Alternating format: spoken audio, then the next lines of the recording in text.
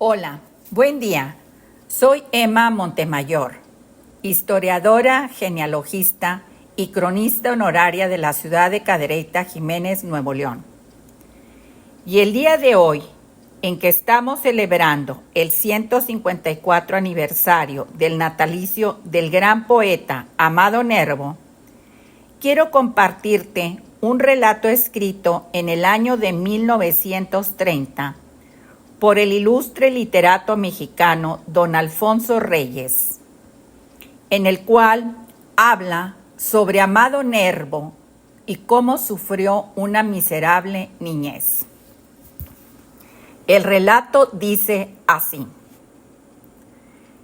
el siguiente es el texto de una interesantísima carta que el literato mexicano don Alfonso Reyes envió a la eminente poetisa Juana de Ibarburu. En esta carta, Reyes describe la niñez de Amado Nervo.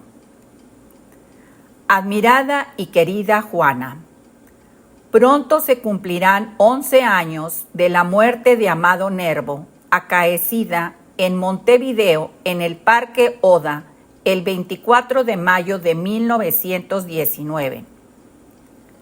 Por marzo del siguiente año, encontrándome yo en Madrid, comenzó la publicación de las obras completas de Amado Nervo, cuya dirección literaria me confió el editor José Ruiz Castillo. Procedí al trabajo con ayuda de la familia y los amigos del poeta, y singularmente del escritor mexicano Genaro Estrada. El 24 de abril de 1920, dirigí una carta a mis amigos del Nosotros, Bianchi y Giusti, para que estos publicaran en su revista gran parte de la obra dispersa de Amado Nervo. Decía yo, se publicó en periódicos y en revistas de Sudamérica y de Buenos Aires sobre todo. Imposible reunir todo eso desde Madrid, si ustedes no me auxilian. Ellos anduvieron un poco perezosos y sospecho que todavía quedan por las revistas del Plata muchas cosas que han escapado, y hago votos porque vaya con fortuna el joven investigador Gervasio Espinosa, que se ha lanzado ya a buscarlas. Quise proceder con todo el rigor que se pone en la edición de los clásicos y dejé constancia de las variantes y correcciones sucesivas. Una vez la edición en marcha, ¿acaso incurría yo, por la misma abundancia de materiales, en errores que procuraba después ir corrigiendo en los apéndices de los tomos ulteriores? Puedo asegurar que la tarea era difícil. Ya he contado en cierta inocente y calumniada carta que va al final del Reloj del Sol cómo tuve que sacar un índice de los primeros versos de cada poesía para no enredarme con las barajas que Nervo hacía de libro a libro. Cómo tuve que precaver contra su costumbre de cambiar títulos, comienzos y finales a los cuentos o artículos que enviaba a distintos periódicos. Cómo casi me ponía yo a evocar la sombra de mi llorado amigo, tratando de meterme en sus hábitos mentales, en sus formas de pensamiento, para dar con la correcta distribución y repartición en libros del inmenso montón de prosa que dejó sin recoger en volumen. Yo hubiera preferido que las obras de Nervo aparecieran en 5 o 6 tomos compactos y empastados, de papel fino en forma de cuarto mayor y sin ilustraciones, pero eso no era ya asunto mío, sino de mi amigo Ruiz Castillo. Este tampoco dejaba de tener su disculpa, y yo mismo me encargué de explicarlo así a los directores del Nosotros.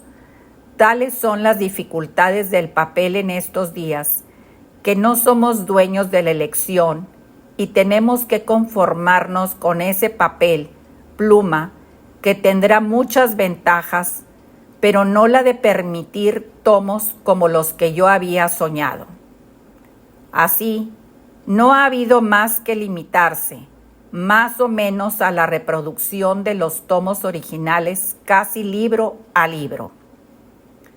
Y así, dando tumbos, llegamos hasta el tomo 28.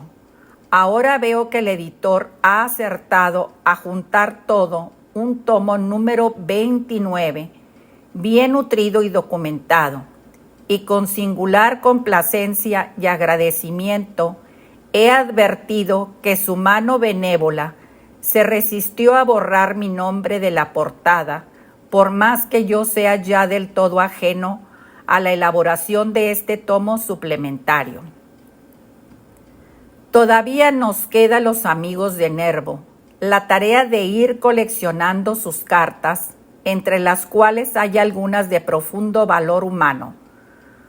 Cuando esto sea dable, se apreciará mejor la personalidad moral de Amado Nervo, que, como sabemos, ejerció para muchos y para muchas un ministerio casi religioso de confidencia y de consejo.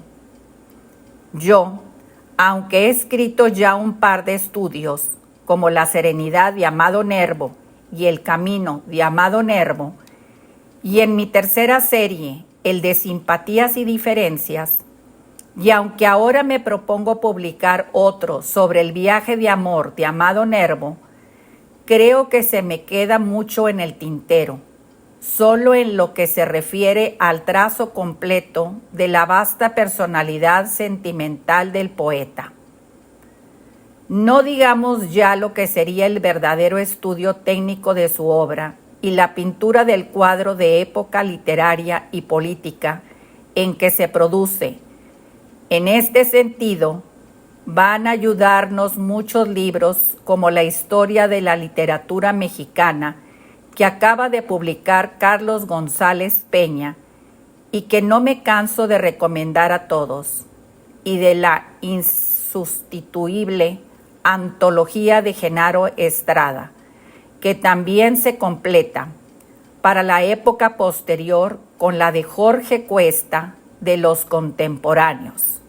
Entre tanto, quiero comunicarle unas cuantas notas que he ido tomando al margen relativas a la infancia de Amado, tal como se refleja en su obra. Y entonces Alfonso Reyes escribe sobre la infancia de Amado Nervo. Nací en Tepic, pequeña ciudad de la costa del Pacífico, el 27 de agosto de 1870. Mi apellido es Ruiz de Nervo. Mi padre lo modificó encogiéndolo.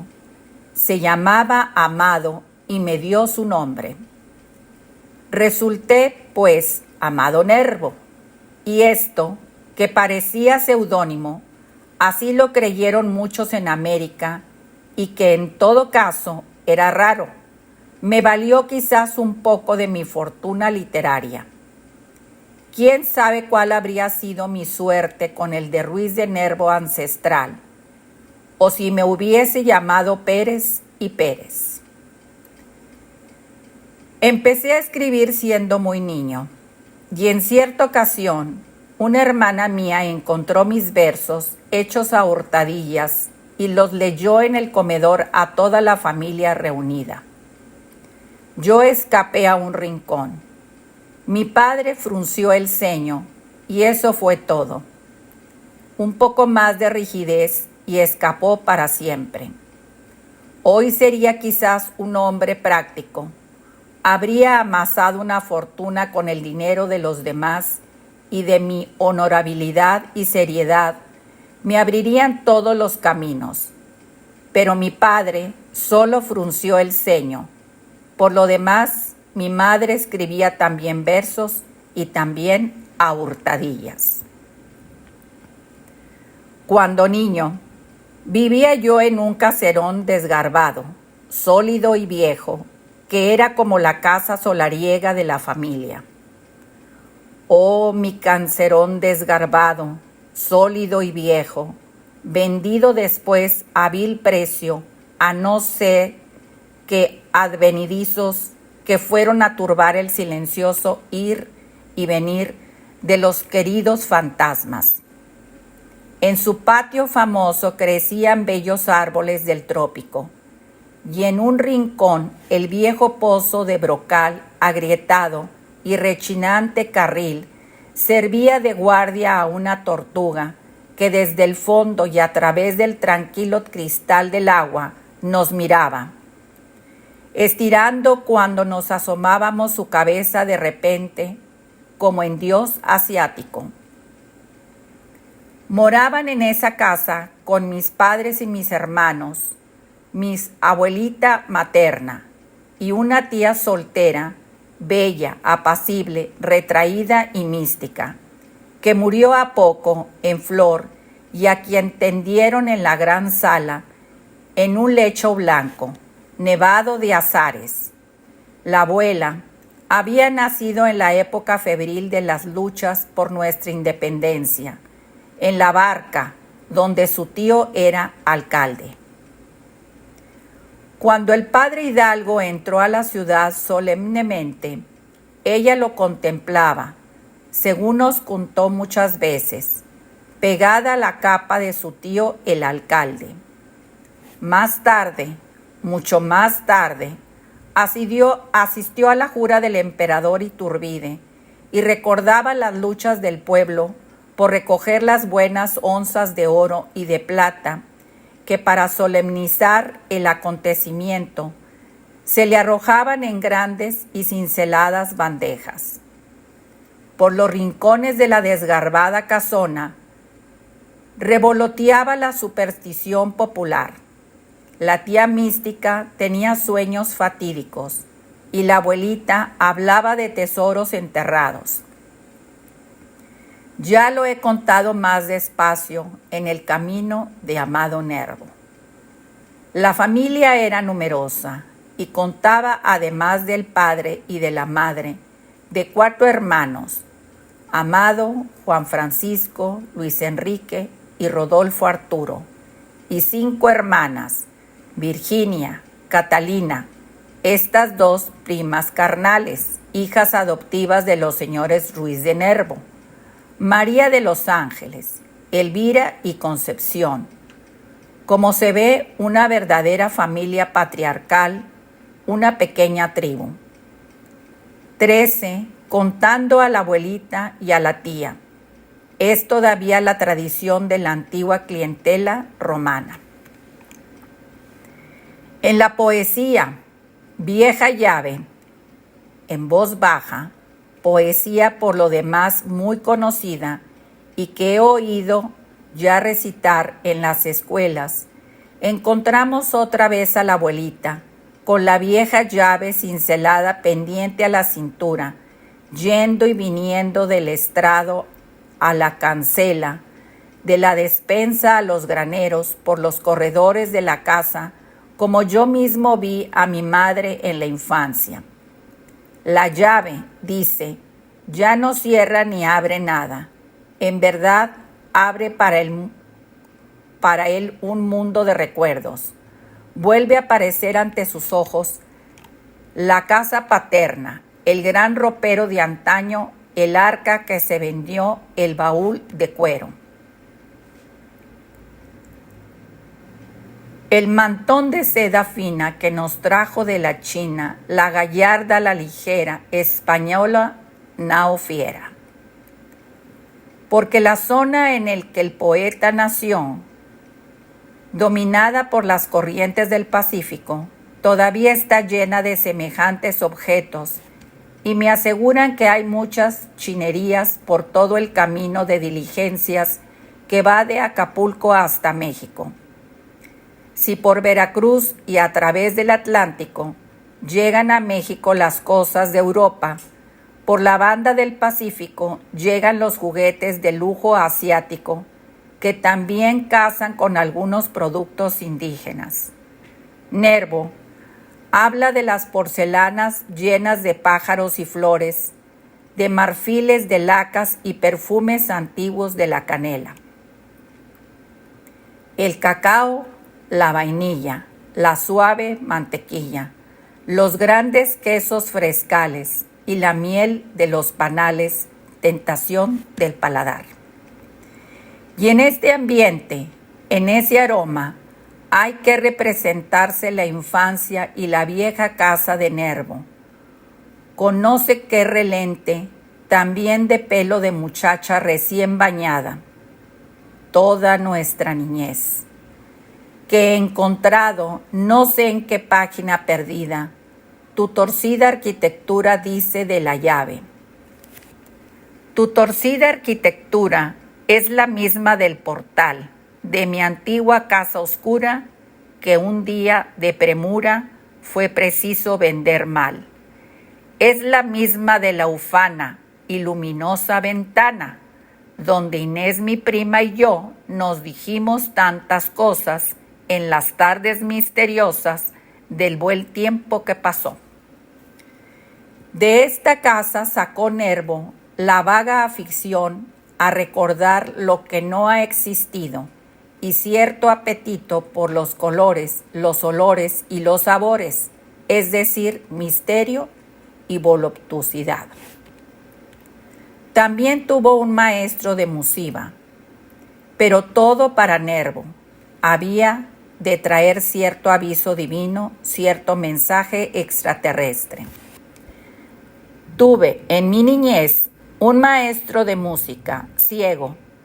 Su sutileza era tal que cuando entraba en una habitación, sabía inmediatamente si en ella había alguien y dirigíase sin vacilar a la persona aquella, enfadándose si no se le respondía y preguntando irritado, ¿es usted sordo? Al transponer el umbral de una puerta, el ambiente de la plaza hacíale adivinar si era reducida o espaciosa. Después vino el seminario de Jacona, donde Nervo aprendió, amén de parábolas y sentencias latinas, a cultivar sus ansias celosamente en lo más sigiloso de su alma. Su sonrisa, hasta entonces solamente amable, comenzó a afinarse como la del que trae un secreto bajo el manto, y con los años acabó por hacerse magnética. En los olivos absortos de la capilla, ante el ensueño de las lucecillas temblonas de aquella naturaleza febril, iba concentrando su osmansomo. En cierta carta íntima escrita en Montevideo en vísperas de su muerte, día 17 de mayo, acabo de encontrar este recuerdo. Los padres jesuitas me decían cuando era pequeño, no discutas con el diablo porque es más fuerte que tú y te convencerá. Yo le digo, no discuta con la duda, arrójela sencillamente. Todo es verdad en Dios y en los corazones puros, pero las influencias del seminario sobre aquel misticismo en ascensión que antes de llegar a la pureza tuvo que pasar por la selva oscura de los gustos sacrilegios y por las puerilladades del arrobamiento ante los meros oropelos del culto, exigía un estudio aparte. Nada más por hoy, amiga mía, una simple recordación para el grande hijo de mi pueblo, que tenía, como lo dijo él mismo, perfil de águila y entrañas de paloma. Su extrahumana faz trigueña y seca, hecha ya una mascarilla mortuoria, la cara que le conocieron en Montevideo y de que nos han quedado estas últimas fotografías tan trágicas, arde a veces en mi conciencia con toda la fuerza de una verdadera aparición.